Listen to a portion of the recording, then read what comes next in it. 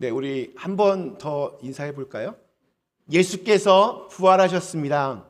정말입니다. 네, 정말입니다. 네, 예수님께서 부활하셨습니다. 오늘 저와 여러분이 이곳에 있는 이유입니다.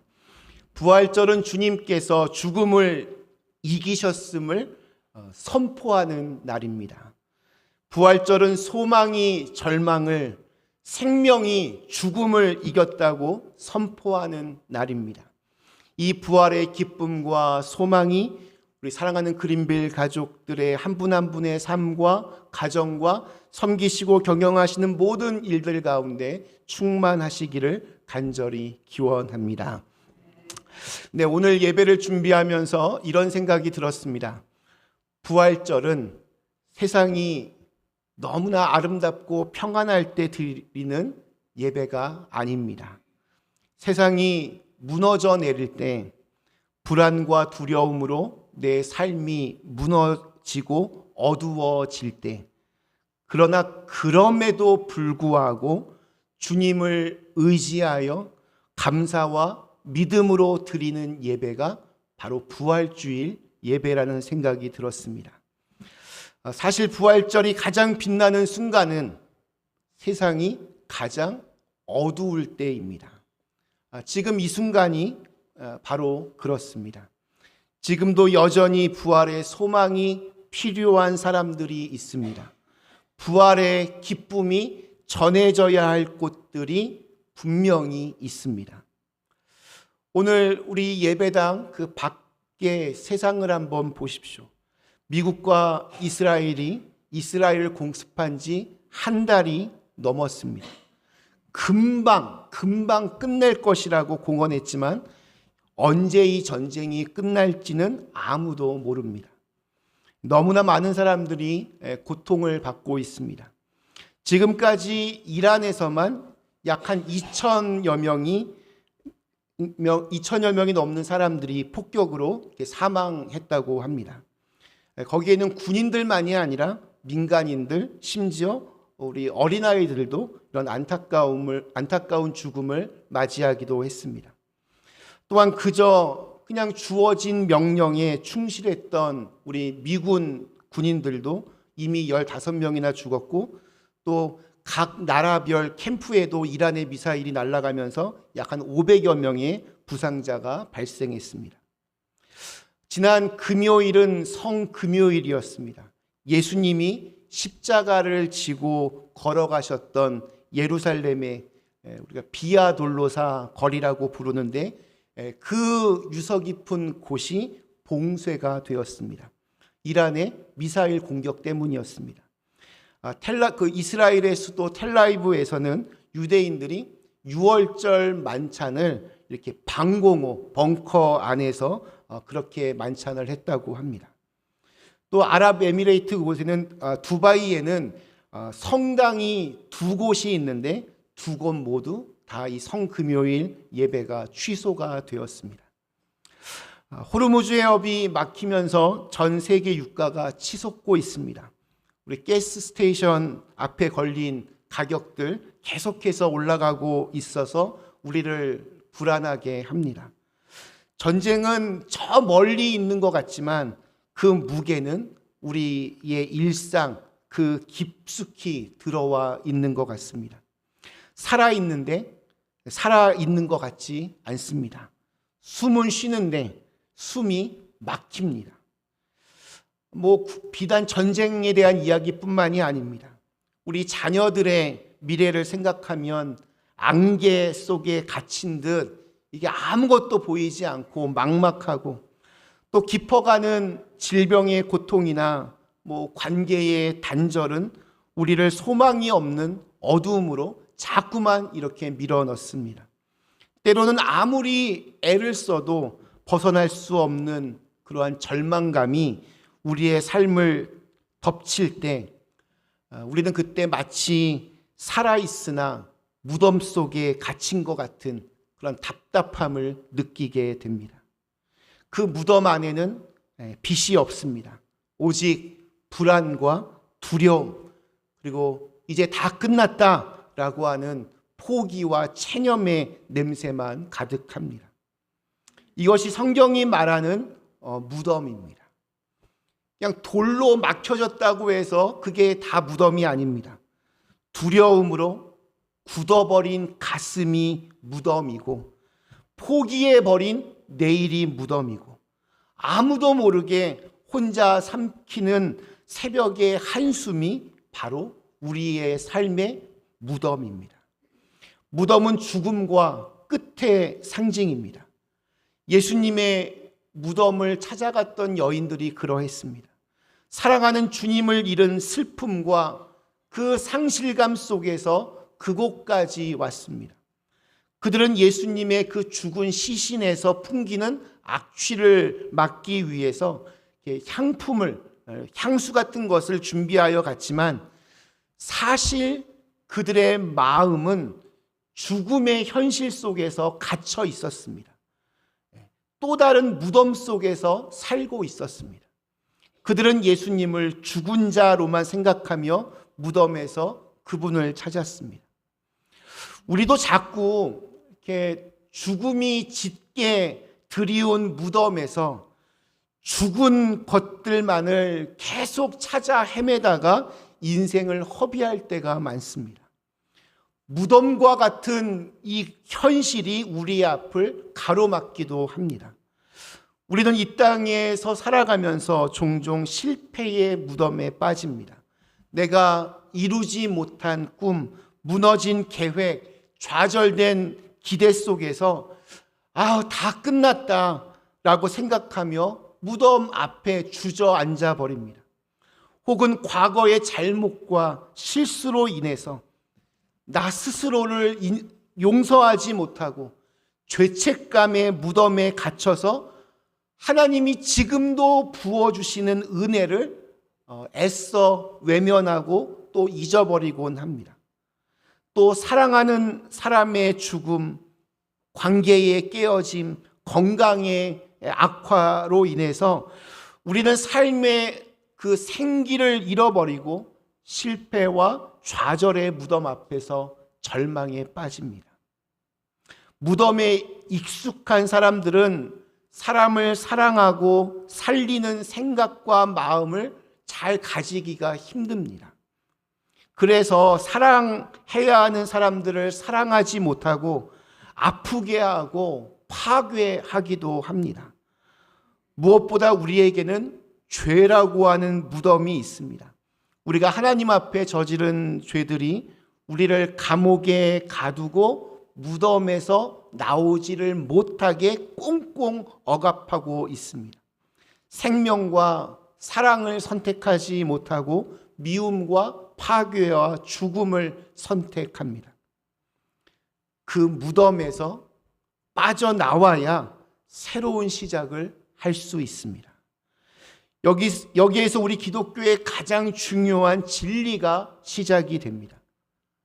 예수님께서 죽음을 이기시고 부활하셔서 우리를 찾아오셨습니다. 찾아오셔서 우리를 치유하시고 자유케 하시고 해방하시고 또 구원하시고 있습니다.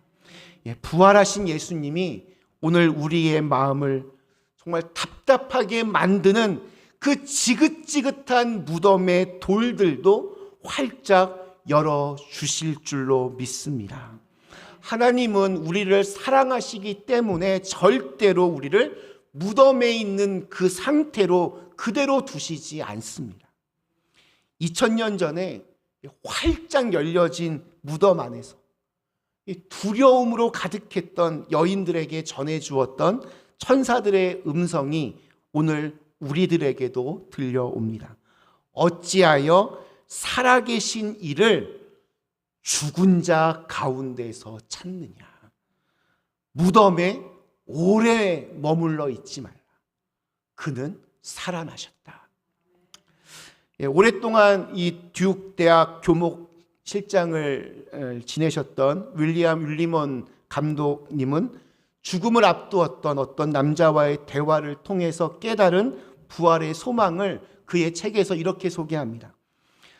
나는 죽음을 며칠 앞둔 그에게 두렵지 않느냐고 그렇게 물었다. 그때 그는 두려움? 아닙니다 라고 말했다. 나는 예수님을 믿기 때문에 두렵지 않습니다. 그래요. 우리 모두 하나님 손에 있다는 것을 알기 때문에 미래가 두렵지 않고 소망할 수 있지요. 나는 내가 목사이기 때문에 조금은 거룩한 목소리로 그에게 대답했다. 그때 그는 이렇게 말했다. 아닙니다. 나는 미래를 생각하기에 두렵지 않은 것이 아니라 내 과거의 경험 때문에 두렵지 않습니다.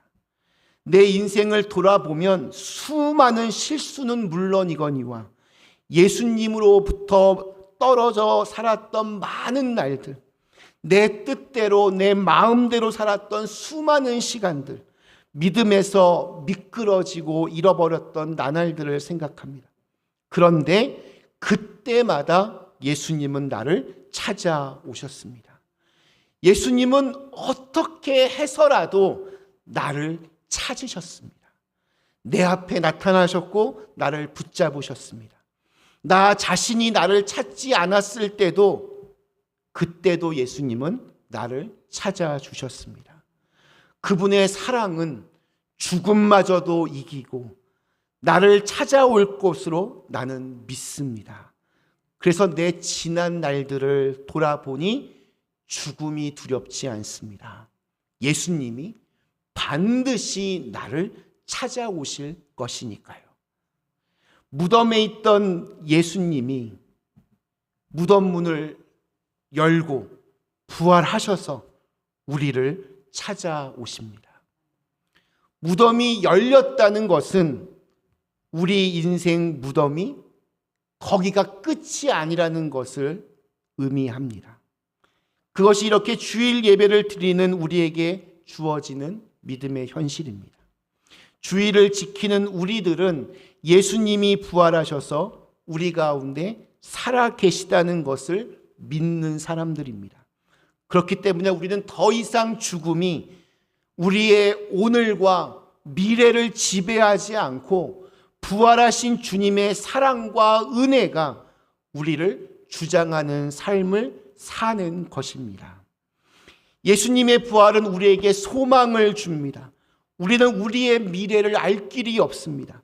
우리의 소망은 때로 하나님의 역사하심이 눈에 보이지 않을 때라도 우리 하나님이 아직도 우리를 구원하고 계시고 그리스도 안에서 완성하고 계시다는 것을 믿기 때문입니다. 우리의 소망의 확신은 우리를 사랑하시는 하나님, 우리를 이전에 구원하신 하나님, 그 하나님이 우리를 오늘도 지켜주시고 우리의 내일도 책임져 주실 것을 믿기 때문입니다. 이 부활하신 예수님을 만나기 위하여 우리가 가야 할 곳, 바로 그곳이 성경은 갈릴리라고 그렇게 말하고 있습니다. 갈릴리. 부활하신 예수님은 갈릴리에서 제자들을 기다리셨고 오늘 우리들을 또한 기다리고 계십니다. 제가 만약에 예수님의 제자였다면 갈릴리가 아닌 다른 곳에서 제자들을 기다렸을 것 같습니다.